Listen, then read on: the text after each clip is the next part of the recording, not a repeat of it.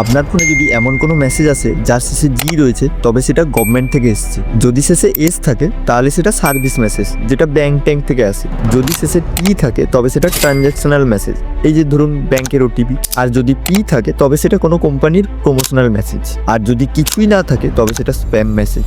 এখন আপনি ভাবতে পারেন যে স্ক্যামাররাও তো তাহলে মেসেজের শেষে এস টি পি জি এসব লিখে দিতে পারে। সেটা সম্ভব নয়, কারণ তার জন্য তাদের ট্রাই বা টেলিকম রেগুলেটরি অথরিটি অফ ইন্ডিয়ার কাছে রেজিস্টার করাতে হবে। ভারত সরকার এই জন্যই এই ব্যবস্থাটা শুরু করেছে। এছাড়া মেসেজের শুরুতে যেমন এডি ভিএম এসব লেখাও থাকে, এগুলোরও একটা কারণ আছে। প্রথম লেটারটা বোঝায় কোন অপারেটর থেকে মেসেজটা এসেছে। ভি মানে ভোডাফোন, জি মানে জিও, এ মানে এয়ারটেল। আর দ্বিতীয় লেটার বোঝায় রিজিয়ন বা সার্কেল। কে মানে কলকাতা, এম মানে মুম্বাই, ডি মানে দিল্লি। এবার থেকে যদি ব্যাংকের মেসেজের শেষে এস বা টি না লেখা থাকে তবে সেটা স্ক্যাম হতে পারে। ইগনোর করুন আর সবার মধ্যে ভিডিওটা শেয়ার করে দিন যাতে কারোর সাথে স্ক্যাম না হয়।